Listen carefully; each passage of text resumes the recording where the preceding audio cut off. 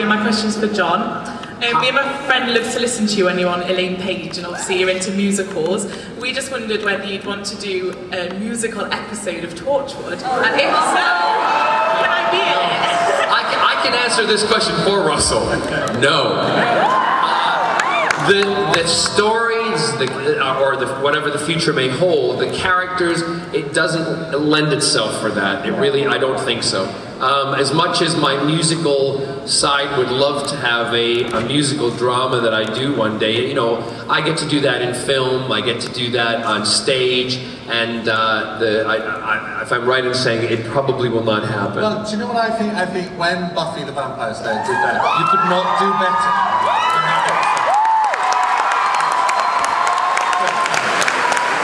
Couldn't even try to touch that. I did speak to Russell the other evening and Julie when we went out to dinner one night, and I said, because there's a song that I changed the lyrics for one of my concerts. I changed the lyrics for The Wizard and I to The Doctor and I, and I did it as kind of John Barrowman's idea of what Jack feels about the Doctor, and I did ask them the other night because I'm approaching the record company and I might put it on as either an iTunes exclusive or a hidden track on my next album, the Doctor and I.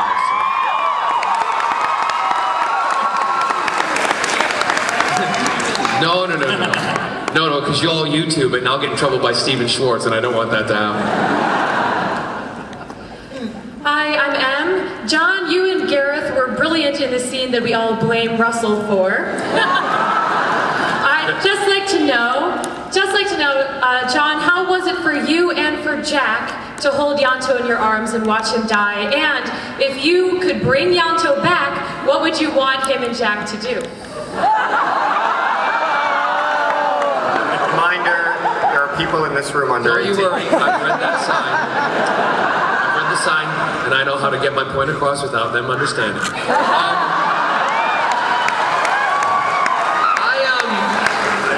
And when we played that scene, it was very sad because we knew what was going to happen, obviously as actors, and we knew we were losing the cast member, but again, we had come to terms with it, and we knew that the storytelling had to come first, and that it was going to be tough and difficult. It was hard to look into his eyes and see that happen, because even though you're pretending and you're playing the scene, there is that part of you that, you're not going to have that character around anymore. The tougher scene was the one when it was Eve, myself, Gwen, Jack, when Jack was underneath the red sheet and Ianto was underneath the sheet, and Gwen pulled back the cover on Jack's face and she just gave a hint of a smile which told us all he's going to come back. She's it's sad, he's going through pain, but he's going to come back. And then when she turned to Ianto and pulled it back, that was it, because he is not. And when Jack came up, sat up behind her and came over to her, that realization for him, because, this is my fan geek in myself. When I played that scene when Jack kissed him, in my head there's an element, because Jack brought him back to life before when he kissed him. But in my head as the actor, that could have happened, so maybe when he came back to life, Ianto would be there. So the realization for Jack that Ianto was gone was when he was in that morgue. And he saw him when they pulled the cover off. The realization was he didn't save him. The kiss was too late, because he was already gone. There was no life force left. So therefore, Ianto was dead, and that was really, really difficult. And even we lost it. We both cried. And I think it was an emotional day that day, wasn't it? That was also Gareth's last day on set. Yep. So that was one of the last scenes that he shot. So, doubly sad because of that. Yeah. And that was before you played that trick on Eve. There are lots of tricks. There was a trick on Eve. She pulled my cover back, and I had a big handlebar mustache, and I said, "Let me entertain you, let me see you smile." And again, Eros went, "Let's move on."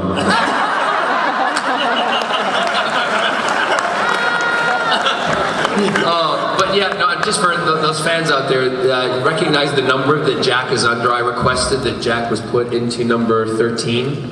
And that, for those of you who know, that's my mother's birthday.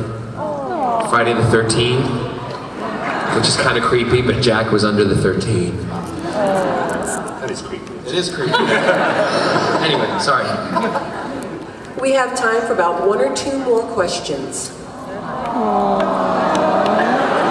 I can't control time. We talked about this already.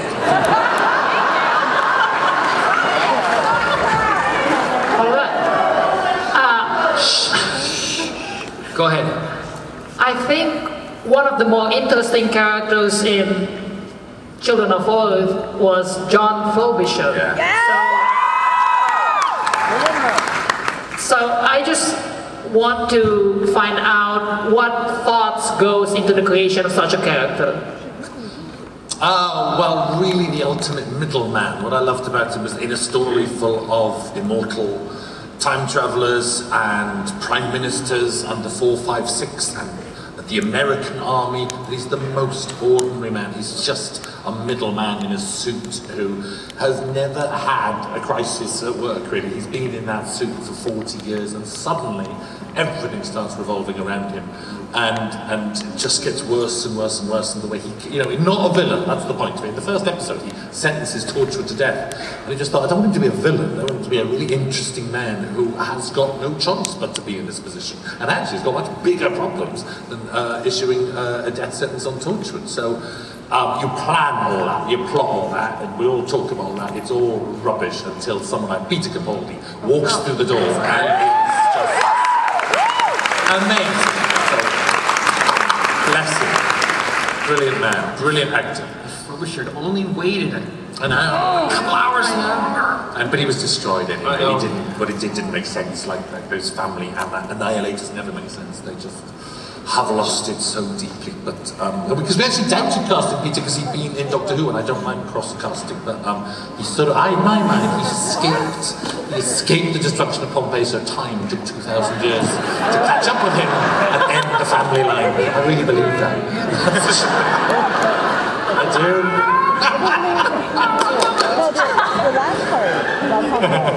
Okay, final question. Hi, I'm Holly. I'm fluent from Washington. My question's for John. Who is going to be playing George to your Zaza and the Kajai film? And could you answer in a Scottish accent? Well, that's really bizarre because Zaza doesn't speak Scottish. She's not a Scottish drag queen.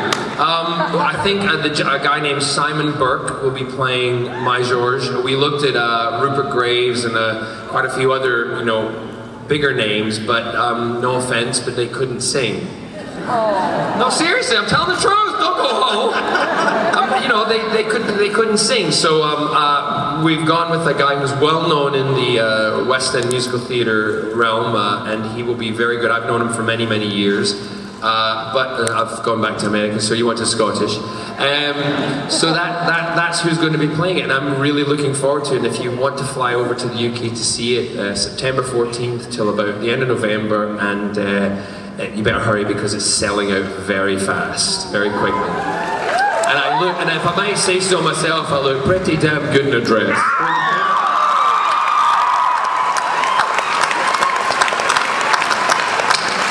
Just a reminder, if you haven't seen Torchwood Children of Earth, it comes out on DVD this Tuesday, 2 days from now. So go out and buy it. Let's have a round of applause for our panelists.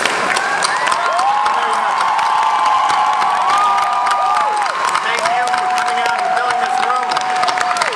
And the DVD Blu-ray looks incredible.